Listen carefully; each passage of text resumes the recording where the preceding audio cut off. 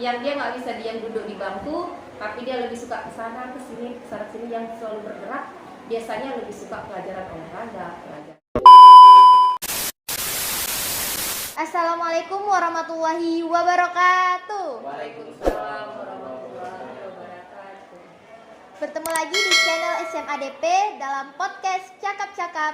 Ahoy. Ahoy.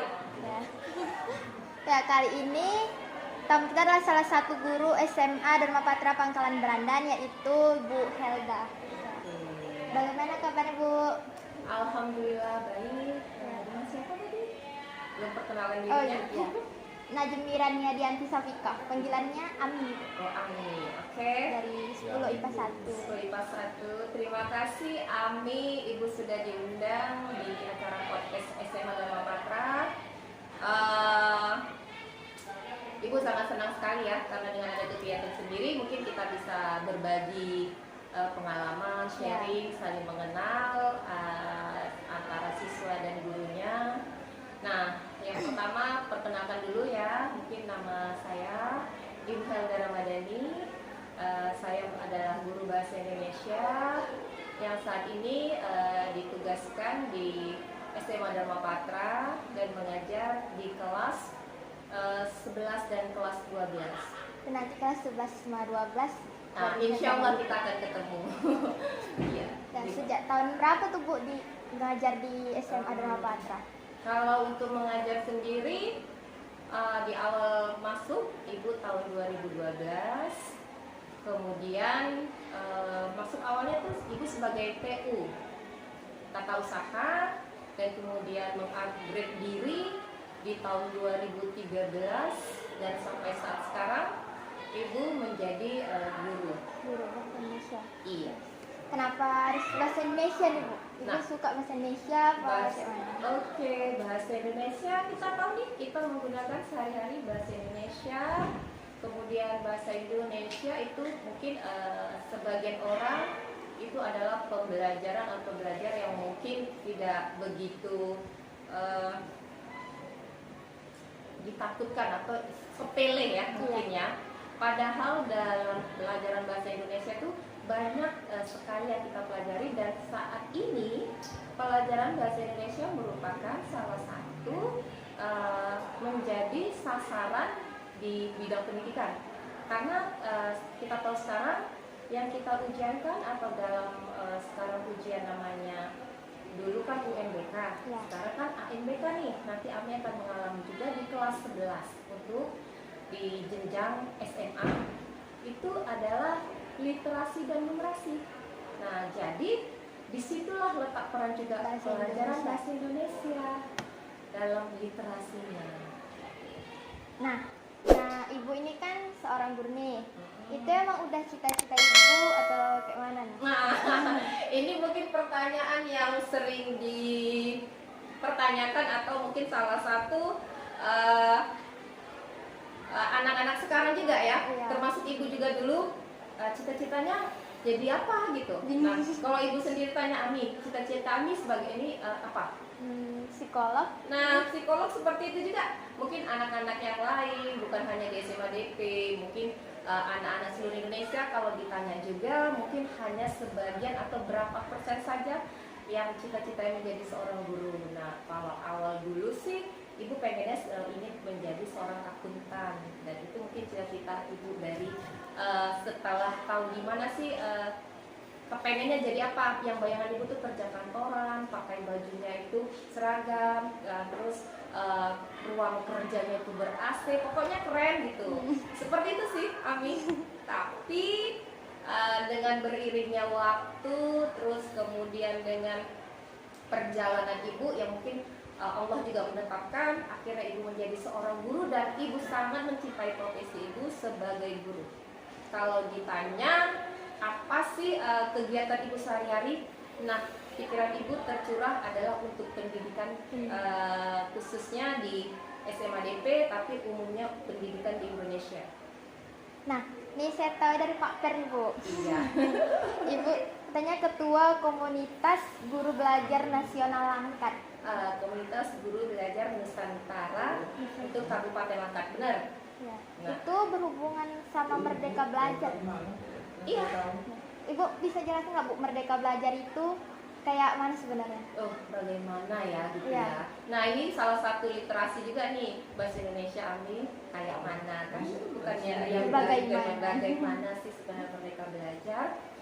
Nah, kalau Merdeka Belajar itu sendiri kita lihat dari kata merdeka, berarti merdeka itu kan kita bebas menentukan diri kita sendiri, tujuan kita, dan segala sesuatu kita tidak ada paksaan ataupun yang harus yang segala sesuatu yang kita kerjakan itu atas apa yang ingin kita rasakan seperti itu. Jadi kalau merdeka sendiri merdeka belajar itu adalah gimana tujuan atau komitmen dari siswa itu, antara siswa dan guru itu adalah kesepakatan bersama gitu.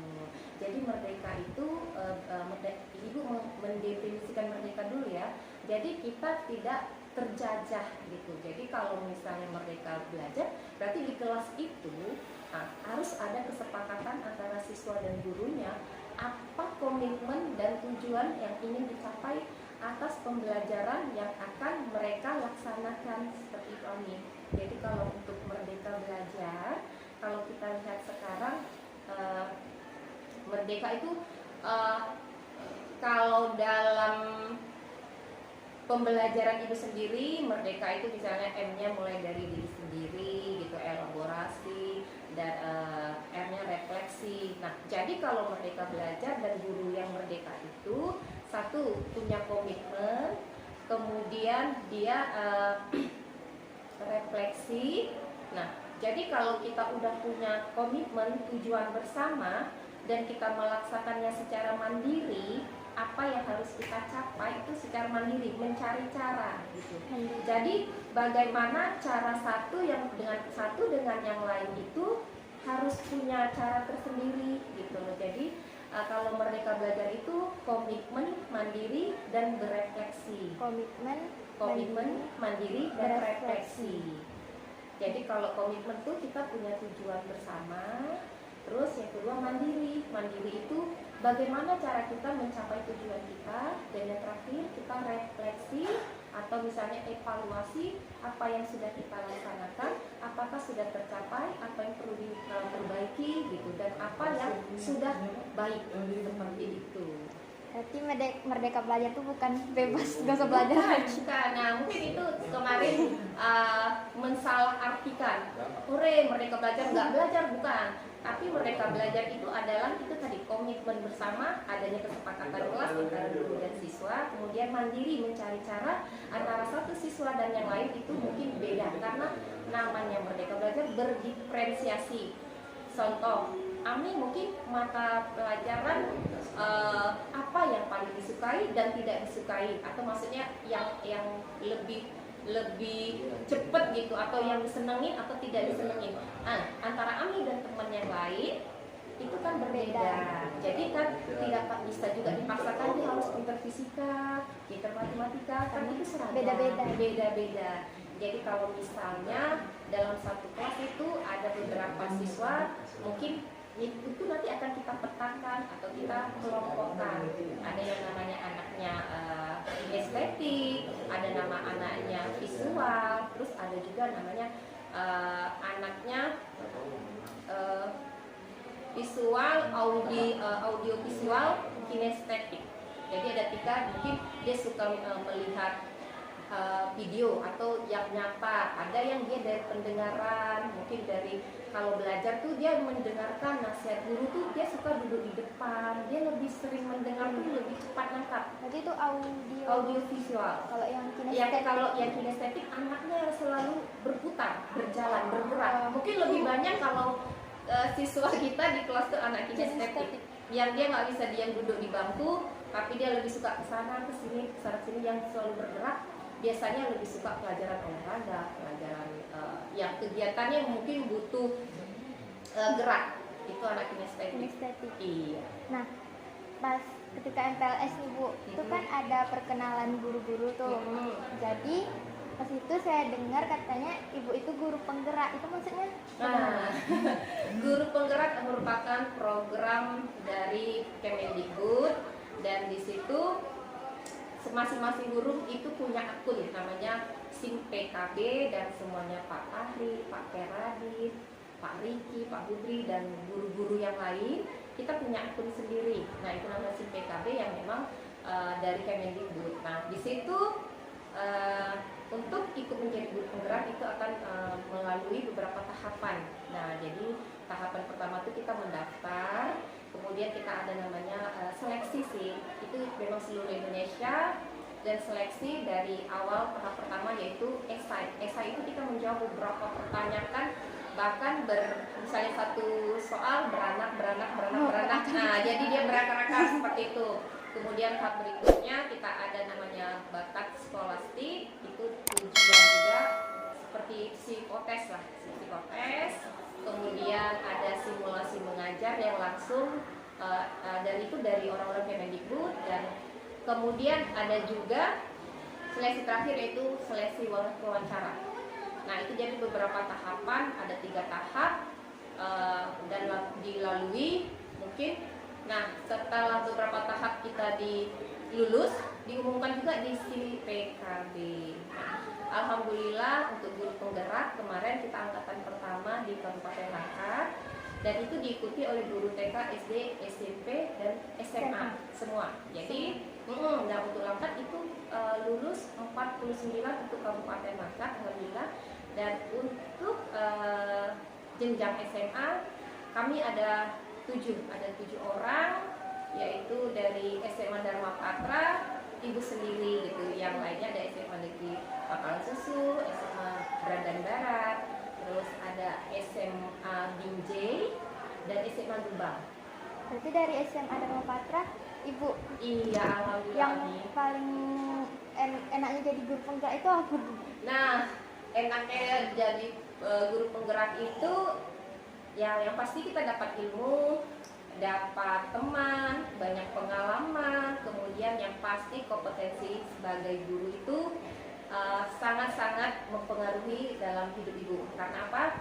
Dari guru penggerak ibu bisa mungkin mendapatkan fasilitas yang lebih dari guru-guru lain gitu, mungkin ya pelatihan, dipanggil untuk menjadi pembicara, terus bisa menjadi narasumber, dan mungkin juga menikmati mungkin fasilitas yang seperti kalau kita bilang selain juga belajar juga seperti jalan-jalan ya, karena kan kemarin juga kita dari guru penggerak ibu dalam 1 bulan tuh setidaknya ada 2-3 kali atau bisa berangkat keluar kota, dan dan kemudian mungkin nginap di hotel, kemudian mungkin mendapatkan ya uang tambahan, ataupun yang pasti ilmu pengalaman yang sangat berharga bagi ibu.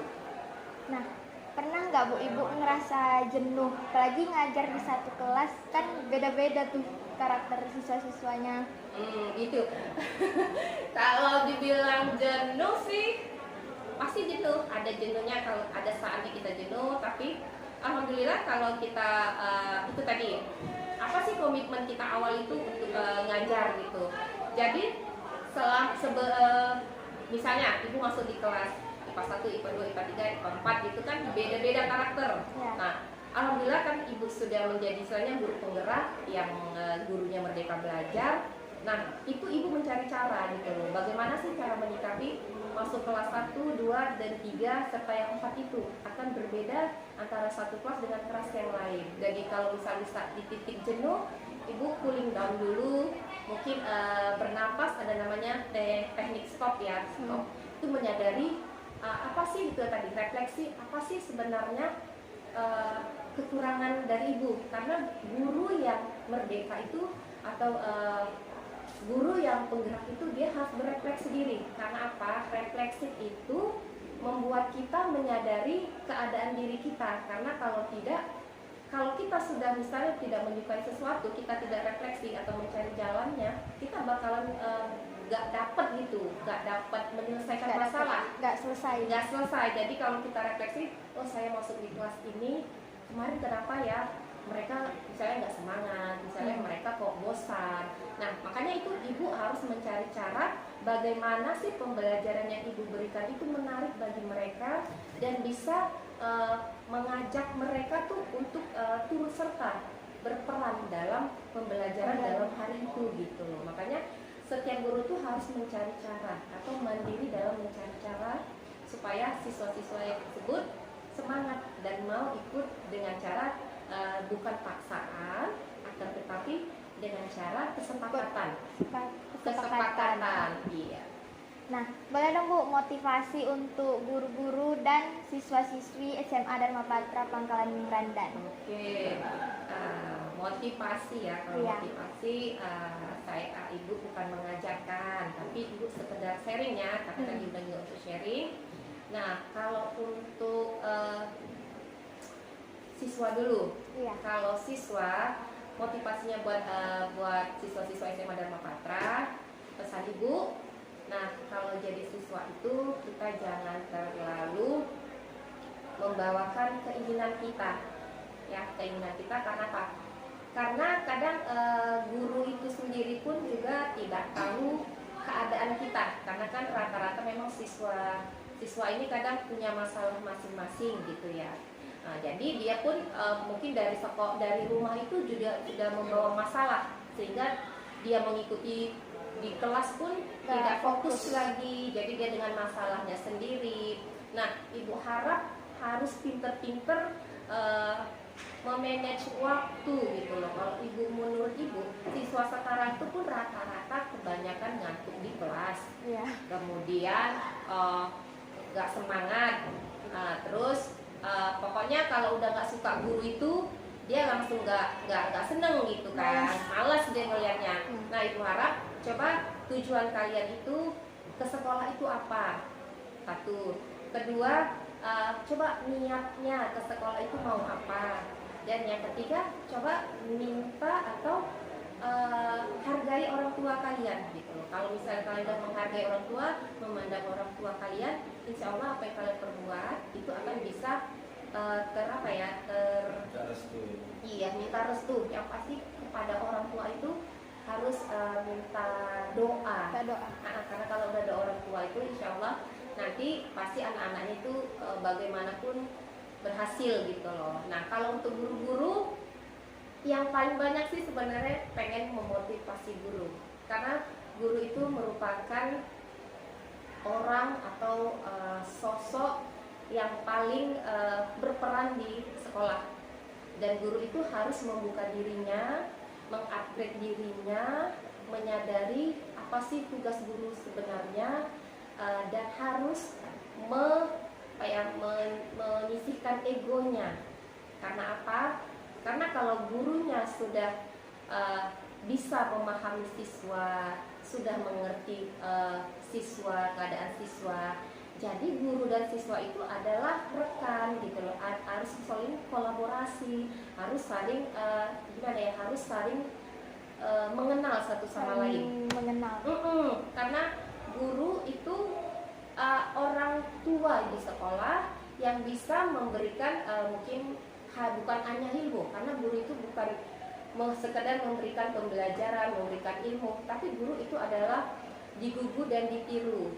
Dan guru itu merupakan sosok yang pertama dalam menuntun anak. Jadi dalam filosofi Ki Dewantara, Ingarso Sutowodo, Ingmadya Mamukarso, Keduyandayani. Nah, jadi kalau di depan dia menjadi panutan, di tengah dia memberi semangat, dan kalau di belakang dia mendorong siswa. Jadi kalau bisa juga, jangan didorong kali ya Pak ya. Jadi kalau guru itu dia among menurut filosofi Ki Dewantara tuh among. Dia tuh bisa sebagai apa aja, bisa sebagai teman, bisa sebagai orang tua, bisa sebagai mungkin panutan. Jadi kalau guru itulah fungsi guru, menuntun. Karena siswa itu ibu bilang tadi kan bukan paksaan. Karena siswa itu sudah tumbuh dengan minat bakatnya masing-masing. Nah, jadi kalau sudah punya kayak Ami, misalnya senang fisika, nggak mungkin ibu paksakan suruh jago olahraga kan, nggak mungkin jago olahraga. Jadi si gurunya harus tahu, dia hanya membakar minat siswa, karena setiap siswa adalah unik, dan berdiferensiasi. Kemudian siswa itu bukan kertas kosong, mereka sudah hadir, maksudnya sudah lahir dengan bakat minatnya masing-masing. Nah, tugas guru apa? Itu mengasah kemampuan potensi yang ada pada siswa. Misalnya, dan Ibu bilang lagi kembali kami, misalnya kami sukanya pelajaran apa, tapi Ibu tidak misalnya suka matematika, kami nggak suka dengan pelajaran bahasa Inggris, nggak mungkin Ibu paksa-paksa harus pintar bahasa Inggris. Tapi yang harus Ibu lakukan adalah Ami harus sukses di pelajaran matematika. Diasah Yang di matematika, kita bukan cari kekurangan, tapi kita menggali kelebihan dari Ami masing-masing anak. Jadi masing-masing anak tuh punya kemampuan masing-masing. Walaupun hanya ada dia tak jagonya futsal, ya mungkin di situ kelebihan si anak. Terakhir nih Bu, Iya, boleh. satu kata untuk SMA Dharma Patra Pangkalan Berandan. SMA Dharma Patra is the best. Itu memang udah ini kita ya, SMA Dharma Patra is the best. Karena apa? Ya, Dharma Patra sudah melahirkan alumni-alumni yang mungkin sudah sukses, bahkan sampai ada yang nasional ataupun sampai ke luar negeri. Seperti itu, Ami. Ya, kasih ya Bu udah mau hadir di podcast Cakap-Cakap Ahoy. Semoga murah rezeki selalu. Amin. Ya, sehat selalu. Amin. Dilancarkan terus kegiatannya. Amin. Nah, berakhir sudah podcast Cakap-Cakap Ahoy. Jangan lupa like, komen, dan subscribe channel SMA DP dan klik loncengnya supaya nggak ketinggalan video-video terbaru dari kami. Podcast SMA Dharma Patra Cakap-Cakap Ahoy.